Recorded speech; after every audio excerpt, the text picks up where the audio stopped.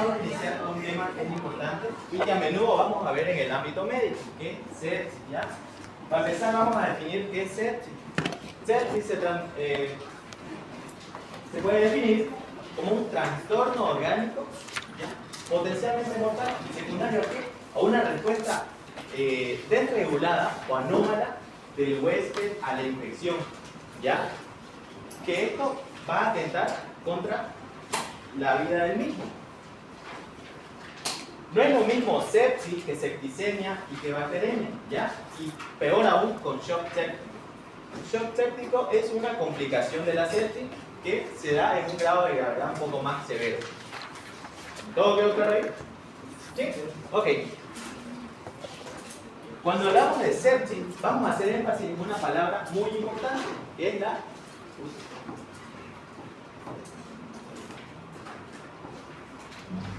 Listo.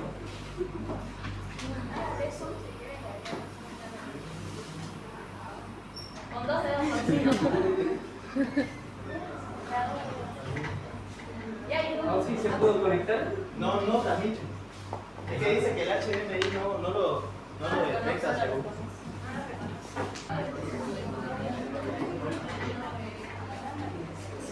¿Sabe qué pasa? Si usted está apoyando su mano. Sí, su mano. Por eso. Es que, por eso. Era como. Ya, cuando hablamos de sepsis, vamos a hacer énfasis en una palabra que es muy importante, que es la inflamación. Cuando hablamos de inflamación, ¿a qué nos referimos? Es una respuesta del tejido vascular y de células inmunitarias. ¿Con el fin de qué? Con el fin de aislar, eliminar y destruir una noxa. ¿Qué es una noxa? Ya, todo lo que hace daño. Noxa se define como aquel objeto, partícula, microorganismo exterior o extraño al cuerpo, ¿ya? Que este va a producir una respuesta inflamatoria. Vamos a explicar la cascada de la inflamación. ¿Esto para qué? Para que tenga más sentido todos aquellos síntomas que vamos a ver en la sepsis. ¿Y qué vamos a ver en la sepsis? Primero, el paciente nos va a llegar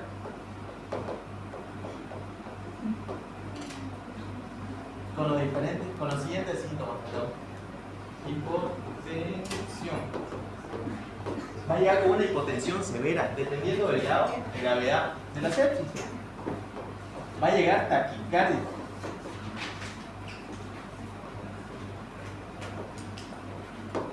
Va a llegar con fiebre. Puede llegar desorientado o con el estado mental alterado.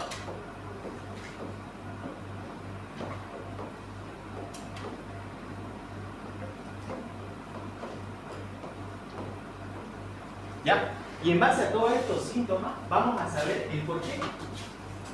Gracias a la inflamación.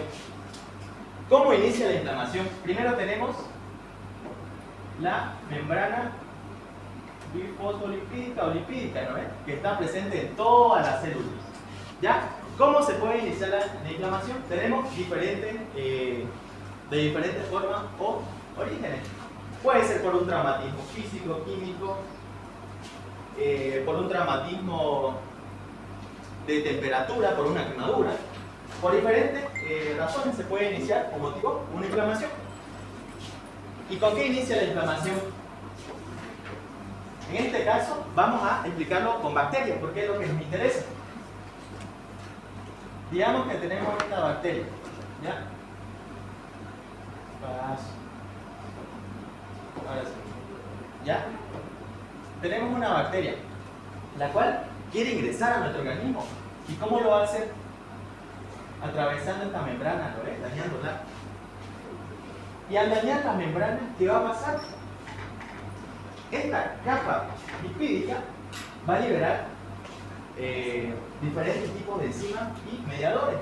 Primero, al dañar la capa bifosfolipídica se va a liberar una enzima, que es la fosfolipasa A2. ¿Y de qué se encarga esta fosfolipasa? Esta fosfolipasa A2 se va a encargar de degradar estos lípidos y convertirlos posteriormente en ácido araquidónico. ¿Ya? ácido araquidónico.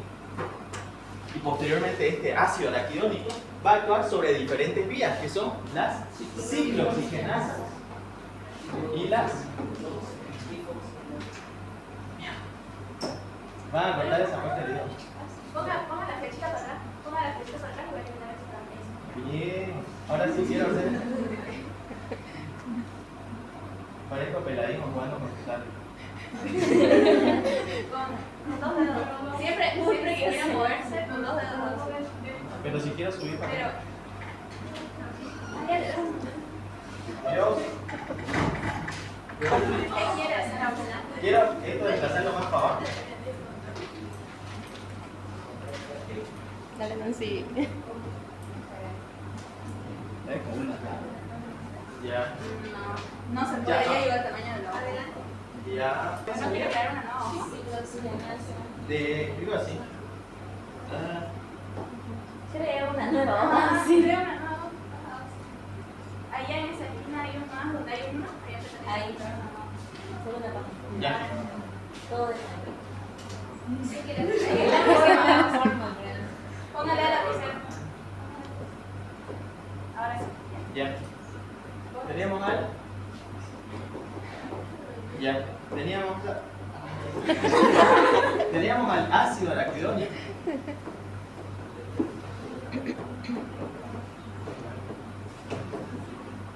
Ya, esta actuaba en dos vías. ¿Cuáles son? Las ciclooxigenasas y las lipooxigenasas.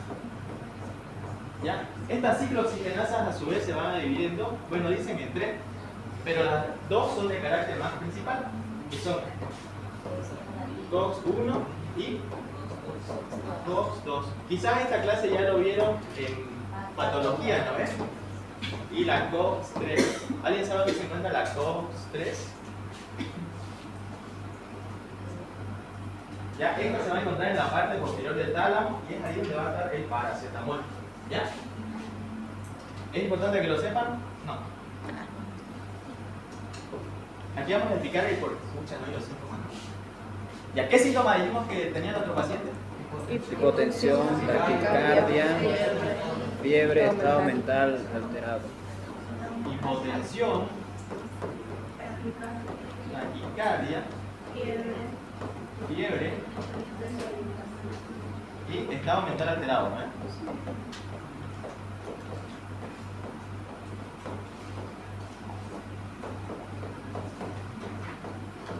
Perfecto. Todos esos síntomas. A su vez, la COX-1 se va a caracterizar por ser la COX constitutiva. ¿Ya? Y la COX-2, la inductiva. ¿Ya? Que esta va a promover la inflamación, la tumefacción, el dolor y la fiebre.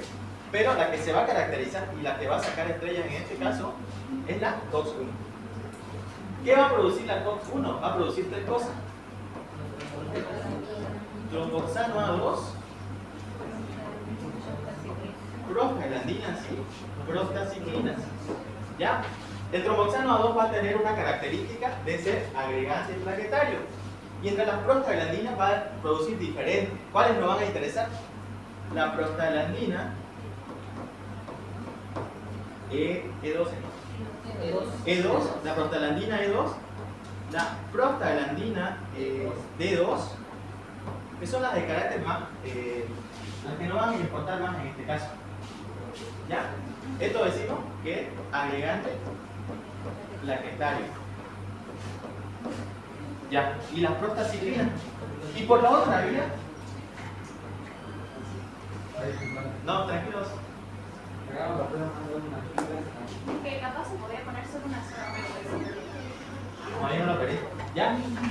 Y por su otra vía tenemos la lipoxigenasa, que esta van a producir dos cosas. Las lipoxinas y los leucotrienos, ¿ya? Estos leucotrienos van a ser de diferentes tipos, LTA4 B4, C4, D4 y E4. ¿Ya? El más importante aquí va a ser el leucotrieno A4. Estos diferentes leucotrienos se van a encargar de producir dolor. También van a producir una leve vasodilatación. Exacto, eso. ¿Ya? Dolor, quimiotaxis. ¿Qué es la quimiotaxis? Atracción, es como un sitio de atracción a los diferentes tipos de células, ¿no ves? ¿Ya? Y las lipoxinas. Las lipoxinas van a tener, si no me equivoco, un carácter antiinflamatorio. ¿Sí? ¿Ya? ¿Por qué les estoy explicando todo esto? ¿Por qué se caracterizaba la sepsis? Por ser una inflamación generalizada, dicen algunos conceptos, ¿no es? Y si tenemos inflamación, aquí se va a explicar el porqué de todos estos síntomas. Recordemos que aquí, estas células de aquí van a producir vasodilatación,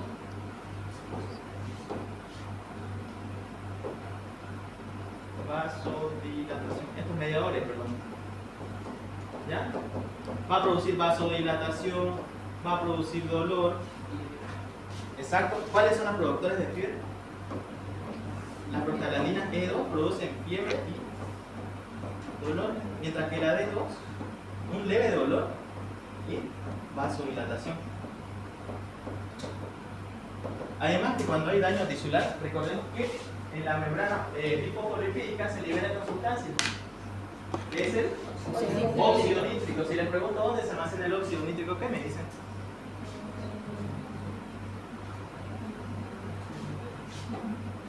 No se almacena en ningún lado, no hay una vesícula que almacene esto. Se produce al instante de la lesión. ¿Ya? ¿Quedó clara esa parte? Entonces, en base a toda esta cascada es lo que vamos a tener: dolor, vasodilatación. Y cuando hablamos de vasodilatación, ¿qué va a haber secundario a eso? Este es un vaso normal.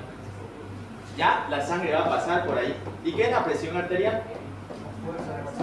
Es la fuerza, exacto, es la fuerza que ejerce la sangre contra las paredes del vaso. ¿Ya? Si el vaso se encuentra más dilatado o más amplio en este caso, disminuye. No hay aula, doctora. Fui a preguntar a la dirección de carrera y dijeron que todo estaba ocupado, que iban a tomar un examen. Así que para prever eso, reservé esta hora.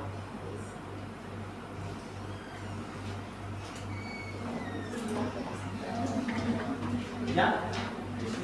Si aumenta el diámetro del vaso, ¿qué va a pasar con esta presión arterial?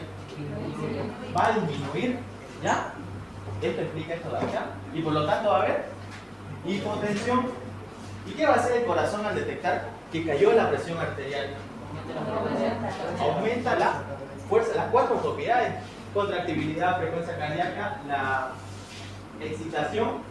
Y eso va a producir una taquicardia. Es por eso que nuestro paciente va a llegar con taquicardia. La fiebre ya se explica con la producción de estos mediadores, que son las prostaglandinas E2. Y el estado mental alterado. ¿Qué va a pasar con este estado mental alterado? Cuando hay una vasodilatación, por lo tanto, va a haber una vasodilatación, por lo tanto, tiende a disminuir la presión arterial y la hipoperfusión. La perfusión tisular, eso. ¿Ya? Y si no llega suficiente sangre al cerebro, ¿qué va a pasar? Se va a ver alterado. ¿Ya? Ahora quiero borrar todo. ¿Ya? Eso es en cuanto a ¿cuáles son los signos cardinales de inflamación?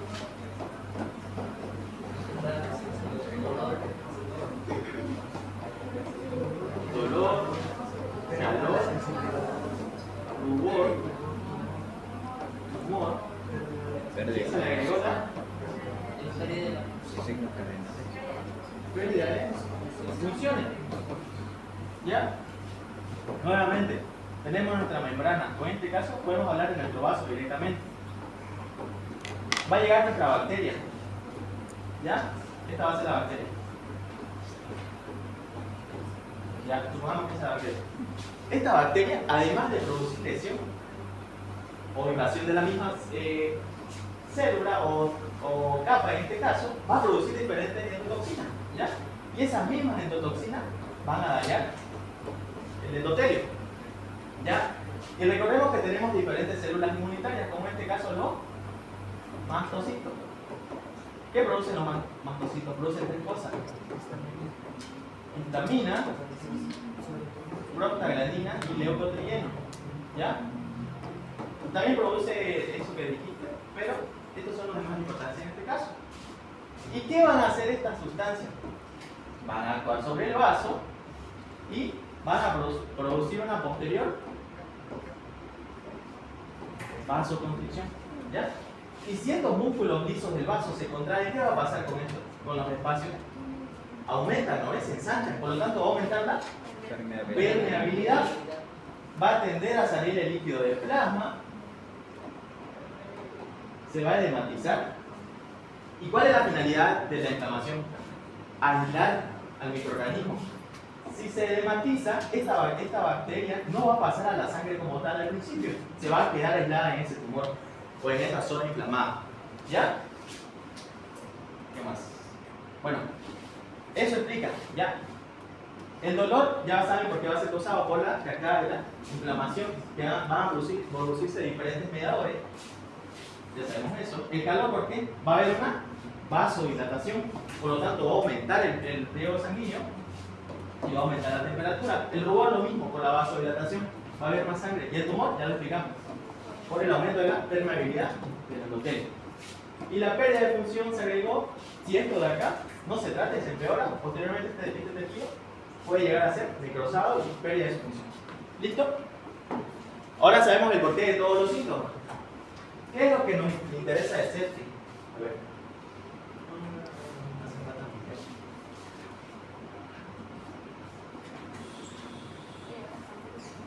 Ya. ¿Cómo vamos a diagnosticar a nuestro paciente con sepsis? ¿Cuáles son los pilares básicos para un buen diagnóstico?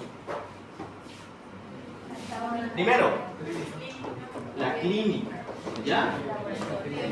La epidemiología. Y por último, el laboratorio. ¿Ya dio? ¿Ya?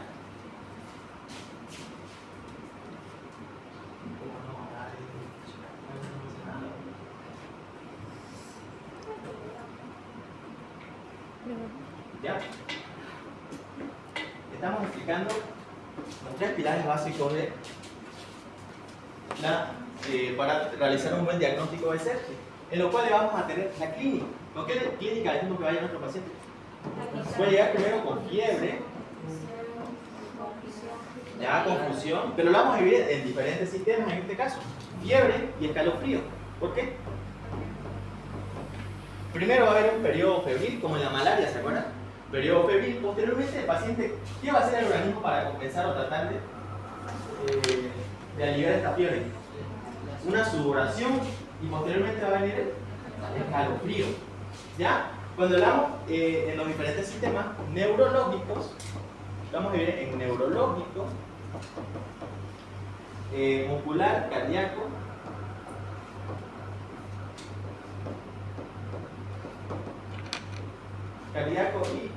y pulmonar y hepático. ¿Cómo puedo utilizar esto? ¿Ya?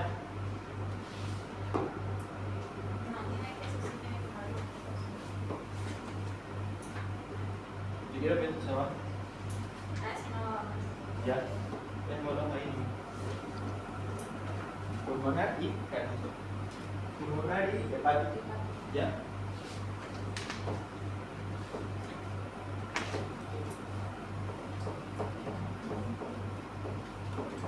¿Por qué hablamos de todos estos sistemas? Porque recordemos que la sepsis, ¿qué es? Una disfunción multiorgánica que va a afectar a los diferentes sistemas. ¿Ya? Con lo principal que va a llegar es con fiebre, escalofrío. En lo neurológico, no es cómo va a llegar nuestro paciente: confuso, desorientado.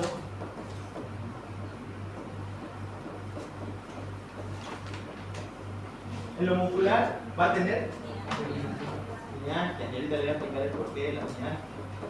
¿Ya? El cardíaco va a llegar al taquicardia.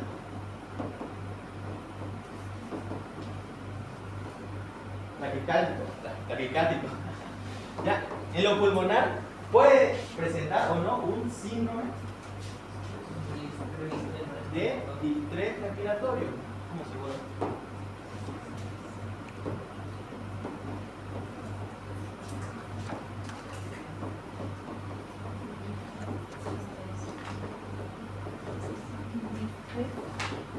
¿Ya? Y en el hepático puede llegar con ictericia. ¿Qué es la ictericia? Coloración amarilla de ser mucosa. ¿Ya? Ahí tenemos. En la epidemiología, ¿qué nos va a interesar? Si nuestro paciente anteriormente o recientemente presentó algún poco de infección. ¿Quién le ha dicho a usted que no haya una? En dirección de carrera, mi doctor. Una licenciada que estaba la encargada del departamento. ¿Cómo están pasando? Vengan, por favor. Busca, ¿qué es una sepsis? Es una infección grave que tiene alto grado de mortalidad. 50% de mortalidad. O sea que un paciente que tiene sepsis es un paciente que está en terapia intensiva. ¿Por qué tiene sepsis? Porque tiene una falla multiorgánica. Varios órganos están fallando. Riñones, hígado, corazón, todo está fallando por debido a la infección. Entonces, la infección es la entrada de una bacteria a la sangre. Y por medio de la sangre se ha distribuido la bacteria a varios órganos, lo cual ha producido la falla multiorgánica. Entonces,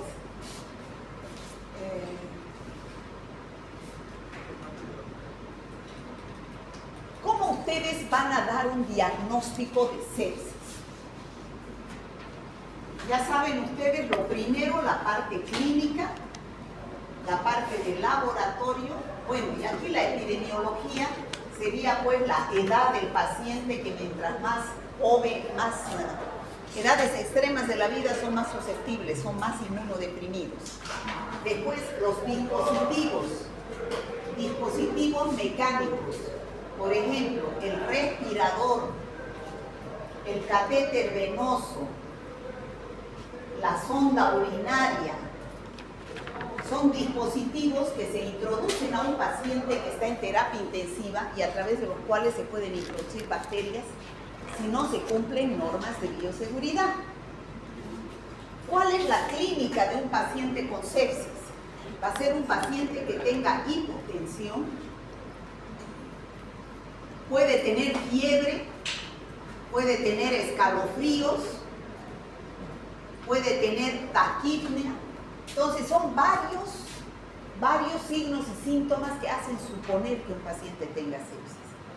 Sepsis es una infección generalizada, ya hemos dicho, pero viene de algún lugar esa infección.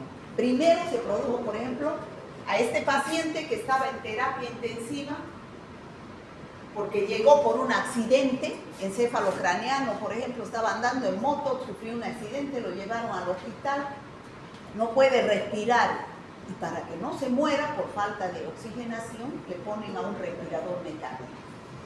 Ese respirador mecánico es un factor de riesgo, porque puede que no esté desinfectado, bien desinfectado. Es un factor de riesgo porque se está introduciendo, aparte estéril, pulmones del paciente. Y se está introduciendo bacterias. Se somete a ese paciente a una sonda urinaria para que pueda orinar, está inconsciente. Esa sonda urinaria entra hasta vejiga, puede estar contaminada. Luego, también para sus medicamentos se le coloca un catéter venoso. Puede estar infectado y entran bacterias. Entonces, son factores de riesgo para un paciente para adquirir una sepsis. Llega con esta signo-sintomatología, empieza a presentar esta signo-sintomatología. Entonces, ¿cómo yo diagnostico sepsis? Con estas herramientas. Clínicamente yo diagnostico sepsis con estas herramientas. El SOFA el QuickSOFA o el NIRS, depende de cada laboratorio, de cada hospital. El QuickSOFA solamente toma en cuenta 3 parámetros. Ese ratito en la cama del paciente. Que se centra en 3 criterios clínicos simples. Primero, la escala de Glasgow. Tiene que estar menor a 13. La frecuencia respiratoria, 22 por minuto, ¿no? Y después también, ¿qué más es? La presión arterial, que tiene que estar menos a 100 milímetros de mercurio. Entonces, esos son parámetros. Si tiene 2 o más, paciente que se puede considerar sepsis. Pero este es el criterio más fidedigno. Eso es rápido, por eso se llama QuickSOFA, rápido. El otro es el que nos ve la falla de órganos, porque evalúa 6 sistemas, cómo está su funcionamiento de 6 sistemas. ¿Cuáles son? El respiratorio, el cardiovascular, el hepático, la coagulación, los riñones y el sistema nervioso. Puede haber daño en cualquiera de esos órganos debido a la sepsis y se asigna puntos, ¿no? Entonces, ¿cómo yo mido eso? Hay varios parámetros para medir riñones. Por ejemplo, ¿dónde está? Aquí está. Respiratorio. Por ejemplo, aquí está el puntaje. Bueno, en respiratorio vamos a evaluar los siguientes parámetros: la presión parcial de oxígeno y la frecuencia inspiratoria de oxígeno. Si se encuentra mayor a 400, le vamos a dar un puntaje de 0 puntos. Si está menor o igual a 400, 1 punto. Si está menor o igual a 300, 2 puntos. Y así sucesivamente. Si está menor a 200, 3 puntos. Y si está menor a 100, 4 puntos. Eso es en el sistema respiratorio. Ahora, en el sistema renal, ¿qué vamos a evaluar? Los valores de creatinina y los La valores... creatinina es un metabolito que normalmente es de 0,8 a 1,2. Todos que tenemos funcionamiento normal es de 0,8 a 1,2. Entonces, ¿qué sucede cuando los riñones están mal? Empieza a subir la creatinina, ¿no? No hay una buena filtración glomerular. Va a dar valores mayores a 1,2. Entonces, cuando ustedes vean creatinina en un análisis mayor a 1,2, entonces quiere decir que los riñones no están funcionando bien. Y ahí hay los puntos que se da de acuerdo al valor de la creatinina. Luego tenemos el hígado, que se valora la bilirrubina. La bilirrubina tiene que estar menor a 1,2. Si hay valores mayores a 1,2, se da diversos puntajes, ¿no? ¿Están entendiendo? Cardiovascular. En cardiovascular vamos a ver la presión arterial media. ¿Ya? Si no hay hipotensión, le damos un puntaje de 0 puntos. Pero si la presión arterial media está disminuida, va a ir aumentando el puntaje. ¿Ya?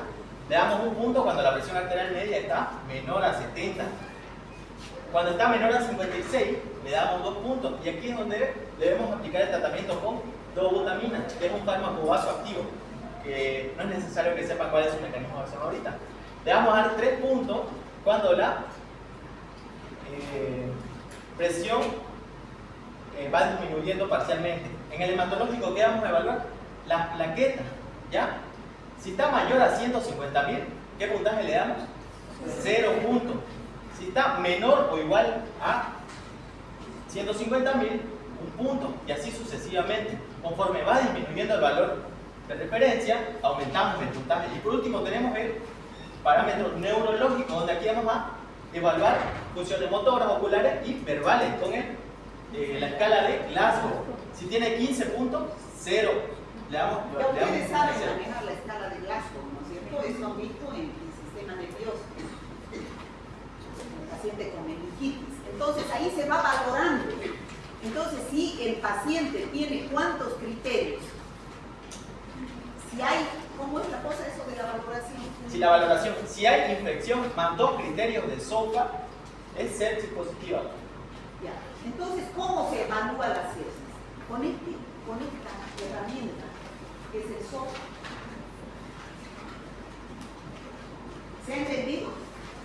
Entonces, con esta herramienta que yo voy a pedir al paciente, valores de laboratorio, parámetros clínicos, de signos vitales, yo voy a evaluar a un paciente clínicamente y voy a dar diagnóstico de sepsis. Entonces, ¿Qué tengo que hacer cuando ya tengo un diagnóstico de sepsis? Tratamiento. Tengo que iniciar tratamiento. ¿Y con qué inicio tratamiento? Con antibiótico, pues, con antibiótico. ¿Qué tratamiento hago? Tratamiento empírico, de acuerdo a la epidemiología de ese hospital. Por ejemplo, si mi paciente está en el hospital japonés, empíricamente dice que cada 6 meses hacen estudio de condiciones ambientales, sacan hisopados de las mesas, de los respiradores, sacan de todas partes de la terapia intensiva. Y ven que la bacteria que más frecuentemente está ahí y en los pacientes es la Pseudomonas aeruginosa. Y esa Pseudomonas aeruginosa tiene un perfil de susceptibilidad que es sensible al imipenem, me estoy inventando. Imipenem, meropenem, y resistente a la ceftazidima, me estoy inventando. Entonces tengo que hacer un tratamiento empírico de acuerdo a la epidemiología del hospital, ¿no? Entonces, si me dice que la Pseudomonas aeruginosa es la más frecuente en esa terapia intensiva y que es sensible a la ceftazidima, yo inicio mi tratamiento empírico con ceftazidima. 3 horas máximo después de haber tenido mi diagnóstico de sepsis. Porque es urgente esto. ¿Ya? Si no, la infección avanza, se deterioran los órganos y el paciente se nos muere. Pero paralelamente a eso, ¿qué debo pedir en el laboratorio? Paralelamente a eso, un análisis bacteriológico que se llama hemocultivo, que es el cultivo de la sangre del paciente. O sea, ¿y para qué yo pido hemocultivo? Para identificar a la bacteria que está produciendo la sepsis y para detectar qué antibiótico voy a dar. Puede que yo haya hecho mi tratamiento empírico con ceftazidima, pero al hacer el cultivo puede que no sea Pseudomonas aeruginosa, sino me dice es una Acinetobacter que tiene este paciente Juan Pérez. Y no es sensible a la ceftazidima, es sensible al imipenem. Entonces tengo que cambiar antibiótico. ¿Por qué? Para orientarme en el tratamiento es que yo pido hemocultivo, pero no para hacer diagnóstico. El diagnóstico de sepsis me lo da la clínica. ¿Se ha entendido? Eso es bacteriología. Eso es bacteriología, porque está en su guía. ¿Ya? Entonces, ¿cómo hago el hemocultivo? Yo tengo que pedirle, bueno, tengo que solicitar como médico un hemocultivo seriado, se llama. ¿Qué significa seriado? No solamente una muestra, varias muestras, 2 o 3. Entonces, ¿qué es lo que debo hacer? Lo tiene por ahí los dibujos de los frascos. Sí, doctora. Ya, entonces, ¿qué es lo que se debe pedir en hemocultivo seriado? Seriado significa 2 o 3 frascos. ¿Por qué? No solo uno, no solamente una muestra de sangre. Porque la bacteria circula en la sangre del paciente con sepsis no todo el tiempo, no es continuo su tránsito. Puede, si yo tomo un solo frasco, en ese momento que yo tome, si la bacteria no está circulando, ¿qué va a pasar? Un falso negativo. Entonces, ¿qué es lo que se dice? Tomar 3 muestras en 3 momentos diferentes y de 3 lugares diferentes. ¿Para qué? Para tener mayor opción de encontrar a la bacteria. Por ejemplo, si la primera muestra tomo a las 9 de la mañana, la segunda a las 11 de la mañana y la tercera a la 1 de la tarde, pero el mismo día. Se dice que, y de diferentes lugares, se dice que la mejor muestra es cuando el paciente está con escalofríos. Porque se dice que cuando el paciente está con escalofríos tiene mayor cantidad de bacterias circulando en sangre. ¿Me dejo entender? Tiene mayor cantidad de bacterias circulando en sangre. Entonces, es mejor tomar una muestra cuando el paciente está con escalofríos. Ahora, ¿qué hago si yo ya he dado tratamiento empírico a este paciente? Ya está con antibiótico. Entonces el antibiótico me va a inhibir a la bacteria, me va a dar resultados falsos negativos. Por ejemplo, que el paciente esté con ceftazidima. La ceftazidima se da cada 12 horas. Por ejemplo, la primera dosis doy a las 8 de la mañana, la segunda a las 8 de la noche, la otra a las 8 de la mañana del día siguiente y así sucesivamente. Entonces, cuando yo coloco al paciente una dosis de cualquier medicamento, se hace un pico, sube su concentración en la sangre y después baja. ¿No tiene otro marcador? Sube y después baja. Entonces, ¿cuándo debo tomar yo la muestra? Yo traigo. Cuando está aquí en el pico, cuando esté en el pico, me dicen, chicos, ¿cuándo debo tomar la muestra que esté más libre de antibióticos? La muestra de sangre estoy hablando. Cuando está aquí he tomado a las 8 de la mañana, le he dado el antibiótico. Sube su pico y después baja. ¿Cuándo debo tomar la muestra de sangre? Aquí. ¿No es cierto? Cuando antes de iniciar una nueva dosis. ¿Por qué? Porque ahí está con la menor cantidad de antibiótico. Nunca debo tomar en este pico. ¿Por qué? Porque hay gran cantidad de antibiótico que puede inhibir a la bacteria y dar resultados falsos negativos. ¿Está claro? Ya. Bueno, ¿cómo se toma la muestra? Ya hemos dicho 3 muestras en 3 lugares diferentes y en 3 momentos diferentes. Al paciente hay que realizar la asepsia.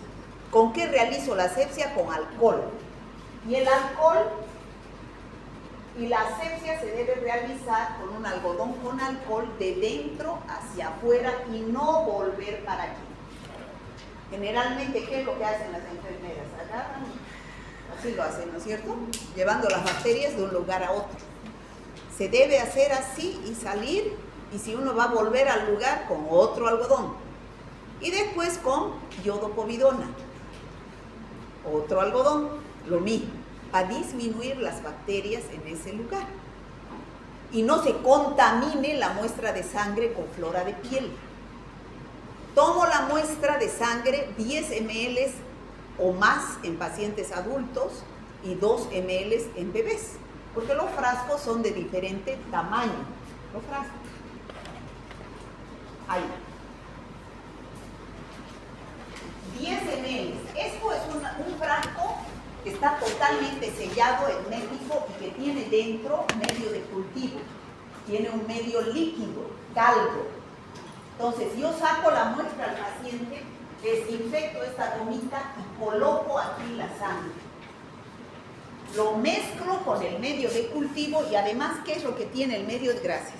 El medio de cultivo tiene anticoagulante, para que no se coagule.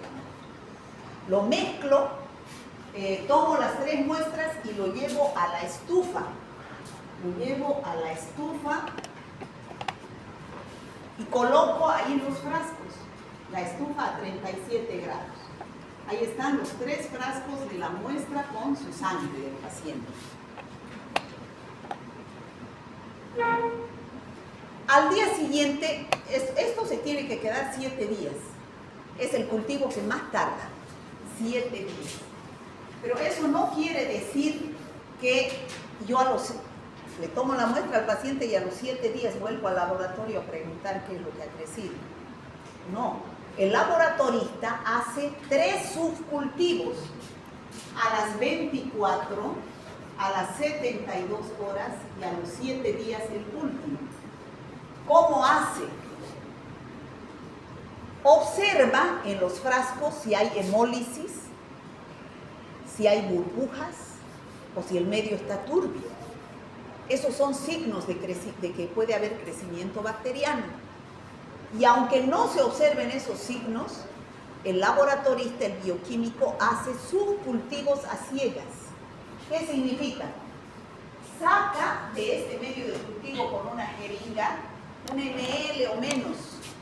Lo mezcla bien y saca 1 ml de sangre, mezclada con el medio de cultivo. Y siembra en estos medios sólidos. Los lleva a la estufa y ve al día siguiente si hay crecimiento de colonias. A las 24 horas hace eso. Si al día siguiente no hay crecimiento de colonias, vuelve a hacer lo mismo a las 72. Si a las 72 no hay crecimiento de colonias, vuelve a hacer lo mismo y al último a los 7 días.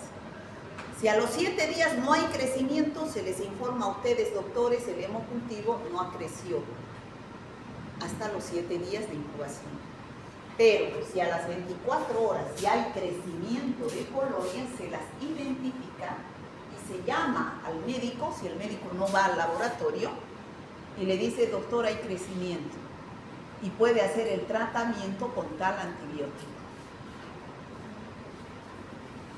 Si no crece a las 24, se hace nuevamente a las 72. Si crece a las 72, se le llama al médico, hay crecimiento, y el antibiograma dice que es sensible a tal antibiótico. ¿Se entiende?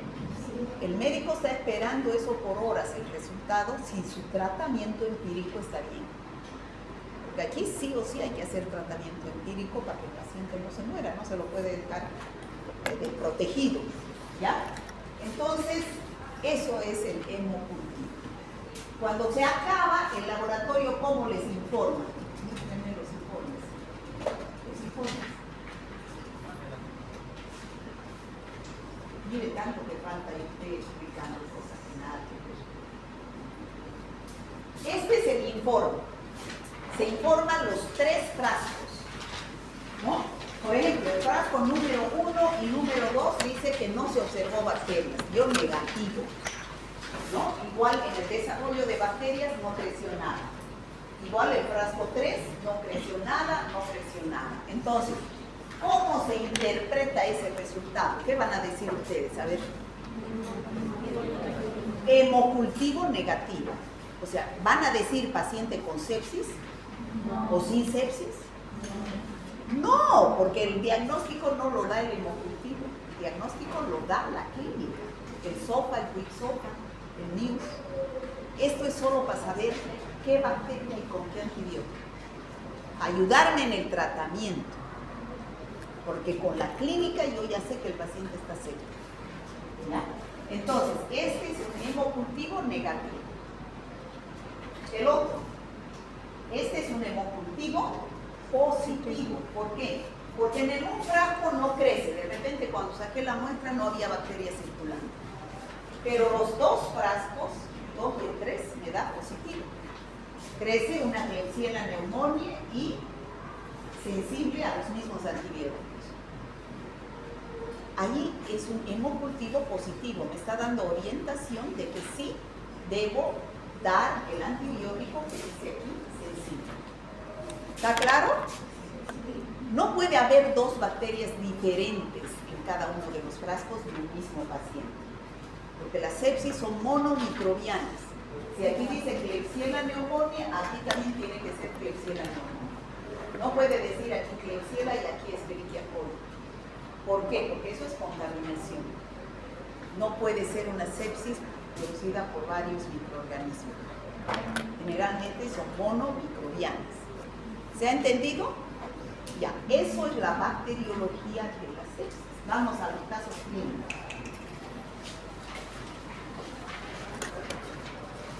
Ya, ahora ahí eso, de acuerdo a lo que se ha explicado, es lo que tiene que entender. Vamos con el caso clínico número 1. Paciente varón de 70 años, diabético, refiere que 4 días previos a su ingreso al hospital presenta fiebre de 39,5 grados, además de presentar náusea, vómito, diarrea con sangre, sangrado rectal, dolor abdominal. Al examen físico se observa distensión abdominal con presencia de crépitos, piel pálida. Además, el paciente está letárgico, confundido, ¿ya? Con una frecuencia respiratoria mayor a 23 respiraciones por minuto, una frecuencia cardíaca de 101, presión arterial sistólica de 90 a 55 milímetros de mercurio, el llenado capilar se prolonga más de 2,5 segundos. El hemograma indica eritrocitos 4 millones por milímetro cúbico, hemoglobina de 10 gramos sobre decilitro, trombocito peña, leucocito de 18.000 por milímetro cúbico, glicemia de 340 miligramos sobre decilitro, una urea de 70 miligramos sobre decilitro, creatinina de 2,1 gramos sobre decilitro y una procalcitonina de 5 nanogramos sobre mililitro. Además de presentar la prueba de PCR positiva. ¿Ya? ¿Qué datos epidemiológicos tenemos en este caso? La edad, ¿ya? ¿Cuántos años tiene nuestro paciente? 70 años. Además de que tiene una enfermedad de base, que es la diabetes. ¿Ya? ¿Con qué clínica va a llegar nuestro paciente? Fiebre, taquipnea, taquicardia, hipotensión. ¿Ya? Otro dato muy importante en la epidemiología es la disentería y la distensión abdominal que tiene nuestro paciente, ya que esto posteriormente nos va a orientar hacia el siguiente diagnóstico. En el laboratorio, ¿cómo está la hemoglobina? 10 gramos sobre decilitro. ¿Será que está anémico nuestro paciente? Sí, ¿no ves? Los eritrocitos se encuentran muy bajos. Las plaquetas están ¿ya? Mayor a 150.000 y vemos una leucocitosis. La glicemia es 340. Recordemos que nuestro paciente es diabético. ¿Ya? La urea está de 70 miligramos sobre decilitro. Está aumentadísimo. ¿Ya? Los valores normales se manejan de 5 a 20 miligramos sobre decilitro. Además de que vemos un aumento en la creatinina y en la procalcitonina. ¿Ya? La procalcitonina va a ser un marcador muy importante, ¿ya? Porque este nos va a indicar si hay presencia de bacterias debido a que esta se eleva cuando hay una infección. Y además de que nos va a indicar cuándo debemos iniciar y suspender el tratamiento de antibióticos. Lo vamos a ver a continuación. ¿Qué criterios aplicamos para evaluar si nuestro paciente se encuentra con sepsis o no?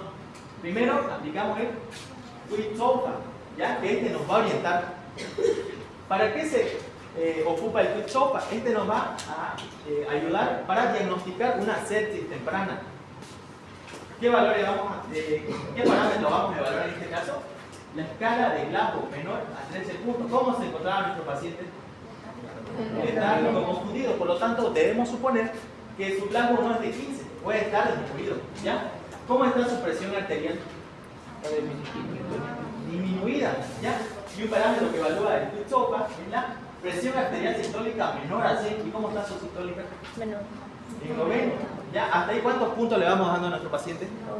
2 puntos. Además de que la frecuencia respiratoria mayor a 22 respiraciones por minuto significa otro punto. ¿Y cómo está la respiración acá? 23. ¿Cuántos puntos tiene nuestro paciente? 3 puntos. Entonces, ¿eso qué indica? Una posible sepsis. ¿Ya? Y a esto le sumamos la infección. Y ahí, posteriormente debemos acudir al SOFA para evaluar la gravedad de esta sepsis. ¿Cómo usted sospecharía que su paciente está ante un estado de sepsis? Inciso A, identifica un foco de infección. ¿Ya? Eso lo pasamos, chicos. Existen diferentes focos de infección. Puede ser un foco de infección intestinal, respiratorio, cutáneo o renal. ¿Ya? Identifica un foco de infección. En este caso sería la infección intestinal. Recordemos que nuestro paciente llegó con una sintomatología de disentería y además de que existe distensión abdominal y dolor. Utilizo la escala de Quit-SOFA en el cual este paciente observa los siguientes parámetros. ¿Qué parámetros tenía nuestro paciente? Confundido. Se encuentra confundido o letárgico. ¿Ya? ¿Cómo está la presión arterial? Menor a 90. Menor a 90. La frecuencia respiratoria menor a 23. ¿Ya? Y un Glasgow menor o igual a 13. Por lo tanto, ¿cuántos puntos le damos? 3. ¿Ya? Según el examen físico y la signo-sintomatología, también tomando en cuenta la epidemiología, ¿de qué enfermedad infecciosa sospecharía de dermatitis necrotizante? ¿Y cómo es su mecanismo de patogenicidad de este microorganismo? ¿Cuál sería el agente etiológico probable? ¿Cuál es la bacteria que producía la dermatitis necrotizante? Clostridium perfringens. ¿Serotipo C? ¿Mediante qué toxina? La toxina beta. ¿Ya? Indique cómo se debe proceder con el tratamiento empírico de este paciente. ¿Cuándo? Dice. Primero, ¿qué debemos hacer? Recordemos que la dermatitis necrotizante era un proceso de necrosis, ¿no? Por lo tanto, debemos extirpar todos los tejidos necrosados, después de iniciar una antibiótico-terapia empírica, porque aún no tenemos confirmado, solo estamos suponiendo en base a la clínica y la epidemiología de nuestro paciente. Y debemos aplicar una antitoxina beta. Antibiótico de amplio espectro quiere decir que es un antibiótico que afecta a un gran número de bacterias. ¿Ya? ¿Por qué la muestra de hemocultivo debe ser más de una y en diferentes lugares? Eso es lo que le explicó la doctora hace un momento. Para evitar un falso negativo. Y además, ¿por qué de diferentes lugares? Porque hacemos una sepsización. Exacto. ¿Ya? Y recordemos que también deben ser tomadas en diferentes tiempos. Porque no siempre la bacteria va a estar presente en nuestra sangre. Según la escala de Newton, ¿a qué calificación pertenece este paciente? Va a haber otra escala, que es la Newton, ¿ya? Que esta va a evaluar el pronóstico, si es benigno o maligno de nuestro paciente, donde vamos a aplicar parámetros de frecuencia, primero saturación de oxígeno, frecuencia respiratoria, temperatura, frecuencia cardíaca y además del estado mental y la presión arterial. Perfecto. ¿Qué es la translocación bacteriana? Cuando avanzamos en generalidades vimos este concepto. Es el paso de bacterias o sus toxinas desde el tracto gastrointestinal hacia el torrente sanguíneo. Muy bien, esta es la cara de la que les estaba hablando. Va a evaluar primero parámetros como la frecuencia respiratoria, saturación de oxígeno, oxígeno suplementario, tensión arterial, frecuencia cardíaca, nivel de conciencia y temperatura. En base a esto, ¿qué puntaje le damos a nuestro paciente? 10 puntos. Muy bien. Y aquí vemos cómo debemos actuar frente al puntaje de nuestro paciente. Ya, vamos al caso clínico número 2. Paciente politraumatizado ingresa a la sala de emergencias por accidente de tránsito con una clínica de dificultad respiratoria. Se solicita una radiografía cuyo resultado es fractura de costilla, posteriormente un neumotórax. El paciente tratado es trasladado a unidad de terapia intensiva con la dificultad respiratoria. Es conectado a un respirador mecánico. ¿Ya? Este es un dato muy importante que nos va a servir a continuación. Al cabo de 72 horas, el paciente presenta secreciones bronquiales y fiebre.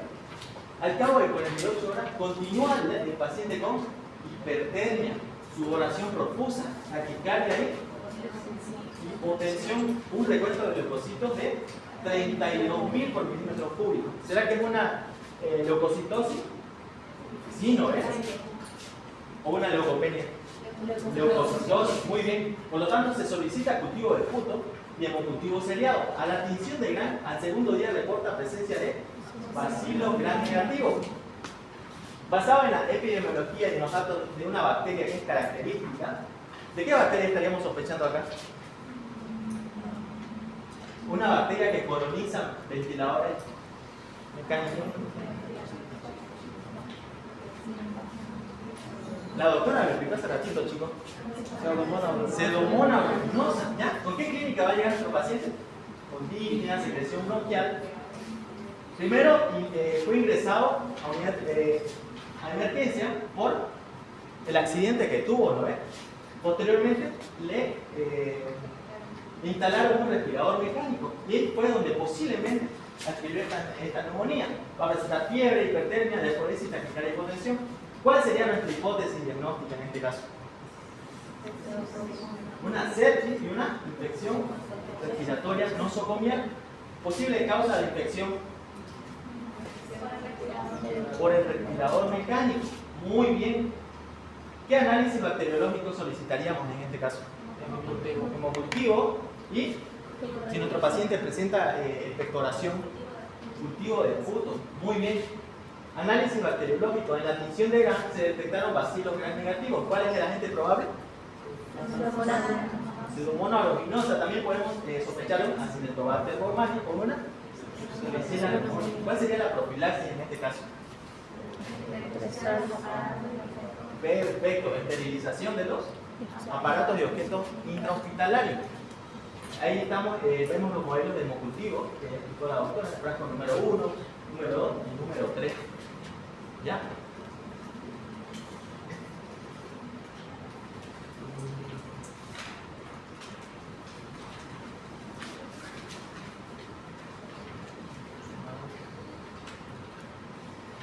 Ya, aquí agentes etiológicos de sepsis que con mayor frecuencia se aíslan en un hemocultivo. Vamos a tener tanto bacterias gram positivas, gram negativas y algunos hongos. ¿Ya? En las bacterias gram positivas, en los cocos, ¿qué bacterias tenemos? Estafilococcus aureus, estafilococcus y Streptococcus pyogenes. ¿Qué bacilo vamos a encontrar posiblemente gran positivos? Bacterias monocitógenes. ¿Sí? Cuando hablamos de bacterias gram negativas, vamos a ver cocos, en el caso de Listeria meningitidis, bacilos o enterobacterias como Escherichia coli, Klebsiella pneumoniae, Enterobacter. Y en los no fermentadores tenemos a la Stenotrophomona. ¿Y en los hongos? Muy bien. Entonces, ¿saben cuál es el procedimiento para tomar la muestra y posteriormente solicitar un hemocultivo, no, chicos? ¿Sí? Doctora, ¿podemos ir a la competencia para ver si entendieron la clase? Okay.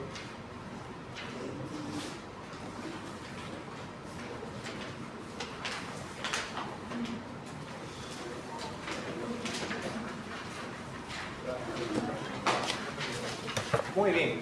Competencia cognitiva. Reconoce la importancia del hemocultivo para el diagnóstico de bacteriemia. ¿Por qué es tan importante un hemocultivo, chicos, para el diagnóstico de bacteriemia? ¿Qué me puede decir? Identificamos a la bacteria. Ya, identificamos a la bacteria, además de Una antibiograma. muy bien, el antibiograma nos va a indicar si a qué antibiótico es sensible o resistente esta bacteria. ¿Ya? Conoce los procedimientos de la toma de muestra de sangre para realizar el hemocultivo. La asepsia con alcohol, después con virus. ¿Ya? La flebotomía. ¿Qué técnica aplicamos? Una flebotomía. ¿Ya? ¿Será que debemos hacer en un solo lugar? No, en diferentes lugares y en diferentes tiempos. ¿Cuántos ml debemos? 10 en adultos y 10 en adultos y 2 en niños. Muy bien. ¿Cuántos frascos debemos solicitar? 3. Muy bien. Reconoce la utilidad de las herramientas SOFA, QuickSOFA, NIU para medir el riesgo potencial de una disfunción orgánica. Les pregunto, ¿qué criterio evalúa QuickSOFA? ¿Ya? ¿Un Glasgow menor a cuánto? ¿Ya? ¿Qué más? Presión arterial sistólica Y la frecuencia respiratoria. mayor a cuánto? 22. Dígame con sus valores, chicos. Mayor a 22 respiraciones por minuto. ¿Ya? La presión arterial, ¿cómo tiene que Menor a ser? 100 milímetros de mercurio, la sistólica. La sistólica, muy bien. ¿Y el estado mental? Alterada. ¿Un Glasgow? Menor a 13. Menor a 12. El SOFA evaluaba diferentes sistemas: neurológico, cardiovascular, respiratorio, de coagulación, renal y hepático. ¿Ya? ¿Para qué nos servía el QuickSOFA? Diagnóstico rápido. Un diagnóstico rápido. ¿Ya? ¿Y el SOFA? El grado de afectación a los Para ver el grado de afectación en los diferentes sistemas. ¿Ya? ¿Y el 1-2? Aquí vamos a ver el pronóstico, ¿ya? Si nuestro paciente está evolucionando de forma buena o si se está empeorando. Competencia práctica. Interpreta los informes del hemocultivo y aplica en casos clínicos. ¿Ya vimos, no, chicos? Si en un hemocultivo, ¿cómo debemos, qué se observa en el primer frasco, en el segundo frasco y en el tercer frasco? ¿Y cuál sería la interpretación? ¿Ya? A ver, les pongo un ejemplo. En el primer frasco no creció nada. ¿Ya? No se observaron crecimiento de colonias. En el segundo frasco, sí.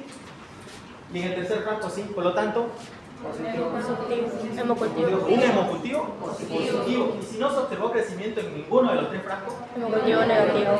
ya, ahora les pongo otro ejemplo. En el primer frasco no creció nada, no se desarrolló ninguna bacteria. En el segundo frasco se desarrolló Klebsiella pneumoniae. En el tercer frasco se desarrolló Staphylococcus aureus. ¿Qué sospecharíamos ahí? De una posible contaminación. Muy bien. Entonces ya están listos para interpretar los informes del hemocultivo y aplicarlos en los casos clínicos.